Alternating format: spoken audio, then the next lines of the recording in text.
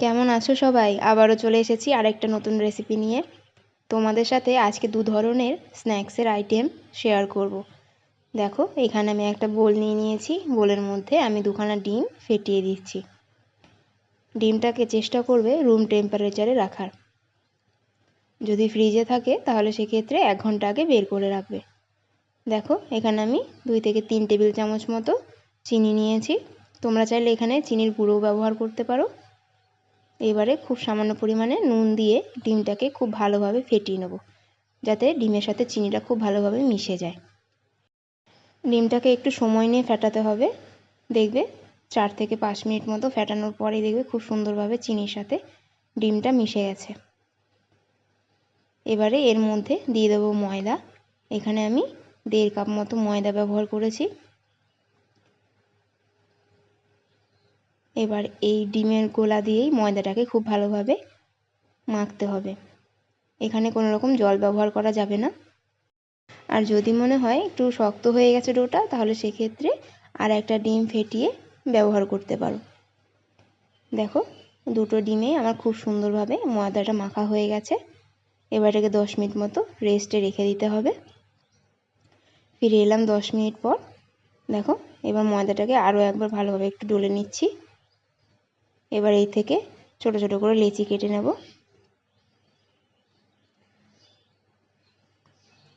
এবারে ওই লেচিগুলোর মধ্যে থেকে একটা লেচি নিয়ে রুটির মতো করে বেলে নিতে হবে। তবে অত পাতলা করা যাবে না রুটির মতো, তার থেকে একটু মোটাই রাখতে হবে।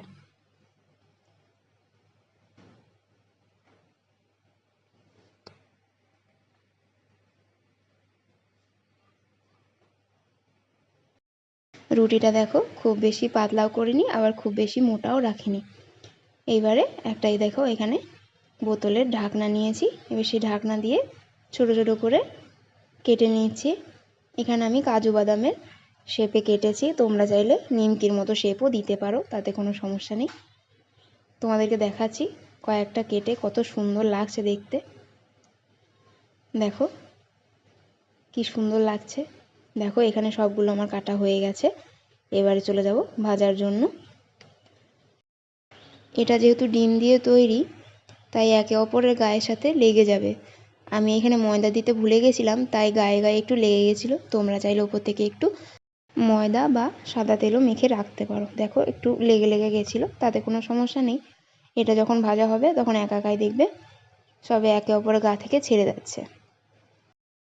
খুব ভালো করে তেল গরম করে তবে এর মধ্যে ময়দার তৈরি কাজুগুলোকে দিয়ে দেবো। কাজুগুলো দেওয়ার পর 1 মিনিট মতো কোনো রকম নাড়াচাড়া করা যাবে না। 1 মিনিট পর এগুলোকে বেশ খুন্তি দিয়ে একটু নাড়াচাড়া করলেই দেখবে খুব সুন্দরভাবে খুলে গেছে।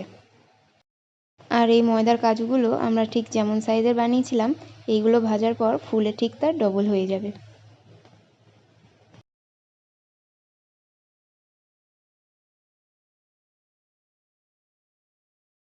এভাবে এগুলোকে একটু সময় নিয়ে লো ফ্লেমে ভাজতে হবে। একটা ব্যাচ ভাজতে প্রায় 5 থেকে 6 মিনিট মতো টাইম লেগেছিল। এইবারে দেখো লাল লাল হয়ে গেছে। এগুলোকে এবার নামিয়ে নিচ্ছি। নামিয়ে একটা টিস্যু পেপারের ওপরে রাখবো, যাতে এর গায়ে যে এক্সট্রা যে তেলটা থাকবে সেটা যাতে বেরিয়ে যায়। এই ব্যাচটা ভাজা হয়ে গেলে আমি এইভাবেই বাকিগুলোকেও ভেজে নেব।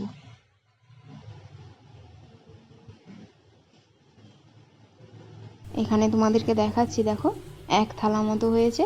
এবার একটা ভেঙে তোমাদের দেখাচ্ছি। কি আওয়াজ শুনে বুঝতে পারলে তো এটা ঠিক কতটা মচমচে হয়েছে? ময়দার কাজু তো হয়ে গেছে বানানো। এইবারে তোমাদেরকে শেখাবো কিভাবে বেসন দিয়ে এই রকমই মুচমুচে একটা স্ন্যাক্স তৈরি করা যায়। এখানে দেখো আমি 1 কাপ মতো বেসন নিয়েছি। যে কোনো বেসনই নেওয়া যাবে। অবশ্যই চেষ্টা করবে বেসনটাকে এইভাবে চেলে নেওয়ার, কারণ বেসনের মধ্যে অনেক ডেলা থাকে। সেটা যদি মাখা না হয় সেক্ষেত্রে বেলার সময় খুবই অসুবিধা হবে। এবার এর মধ্যে দিয়েছি স্বাদ মতো নুন, আর এখানে আমি 1/2 চামচ মতো গোলমরিচের গুঁড়ো দিয়েছি। এবারে দেবো এখানে 1/2 চামচের থেকে একটু কম লাল লঙ্কার গুঁড়ো, আর 1/2 চামচের থেকে একটু কম হলুদ গুঁড়ো। এইবারে দিয়ে দিচ্ছি এর মধ্যে ফ্লেভারের জন্য জোয়ান। জোয়ানটা দিলে খুব তাড়াতাড়ি ডাইজেস্টও হয়ে যাবে, আর এর ফ্লেভারটাও খুব সুন্দর আসবে। জোয়ানটাকে দিয়ে এইভাবে একটু হাতে রগড়ে দিলাম যাতে এর ফ্লেভারটা খুব বেশি ভালো আসে। আর এখানে সবশেষে দিয়ে দেবো 1 চামচ মতো সাদা তেল। এখানে আর কোনো কিছুই লাগছে না। এবারে এই সমস্ত উপকরণগুলিকে হাত দিয়ে খুব ভালোভাবে মেশাতে হবে। এই প্রসেসটা প্রায় 1 থেকে 2 মিনিট মতো করতে হবে। এবার এখানে দেখো হাফ কাপ মতো জল নিয়েছি।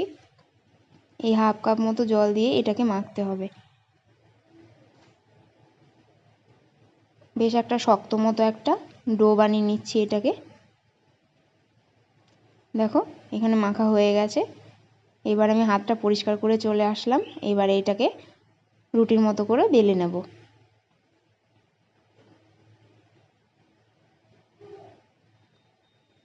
ওপর থেকে হালকা ময়দা দিচ্ছি, যেহেতু বেসন নিচে লেগে যাচ্ছিল। এবারে একটা পাতলা মতো করে একটা রুটির মতো বেলে নিচ্ছি। দেখো কতটা পাতলা করেছি। এবারে এই দেখো এখানে আমি একটা ফন্ডেন্ট কাটার নিয়েছি। তোমরা তোমাদের ইচ্ছা মতো শেপ দিতে পারো। আমি এইভাবে ফন্ডেন্ট কাটার দিয়ে কেটে কেটে নিচ্ছি। দেখো কি সুন্দর শেপ এসছে না? ঠিক এইভাবেই বাকিগুলো কেটে নেব। দেখতে ভারী ভালো লাগছে, তাই না? এদিকে দেখো সবগুলোকে এইভাবে আমি কাটার দিয়ে কেটে নিয়েছি। এবারে চলে যাব ভাজতে। যে তেলের মধ্যে কাজু বাদামগুলো ভেজেছিলাম সেই তেলের মধ্যেই আমি একটাকে আগে দিয়ে দেখছি। দেখো তেলটা ভালোই গরম আছে। এবার এখানে 1 মুঠো মতো বেসনের ফুলগুলোকে দিয়ে দিচ্ছি। এই ফেনাটা দেখে ভয় পাওয়ার কিচ্ছু নেই। এখানে ফেনাটা হয়েছে কারণ এর আগে আমি ডিম দিয়ে বানানো কাজুটাকে ভেজেছিলাম, তার জন্যই এই ফেনাগুলো উঠছে। এতে ভয় পাওয়ার কিচ্ছু নেই। একটু পরে ফেনাগুলো সব নিচে নেমে যাবে। এইভাবে একটু খুন্তিতে করে নেড়ে নেড়ে দেবে, দেখবে খুব সুন্দরভাবে এপিট ওপিট করে ভাজা হয়ে গেছে। এগুলো ভাজতে কিন্তু খুব একটা বেশি টাইম লাগে না। 3 থেকে 4 মিনিটের মধ্যে দেখবে খুব সুন্দর একটা কালার চলে এসছে। এবারে এগুলোকে নামিয়ে নিচ্ছি। দেখো কত সুন্দর ভাজা হয়েছে। এটাকেও সেই টিস্যু পেপারের ওপরেই নামাবো যাতে এক্সট্রা তেলটা বেরিয়ে যায়।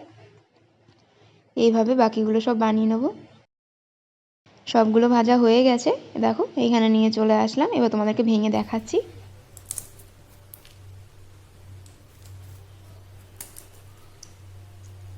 দেখো ঠিক কতটা মচমচে হয়েছে। আমরা কিন্তু এর মধ্যে কোনো রকম বেকিং সোডা বা বেকিং পাউডার কিছুই ব্যবহার করিনি, তাও কতটা মচমচে হয়ে গেছে।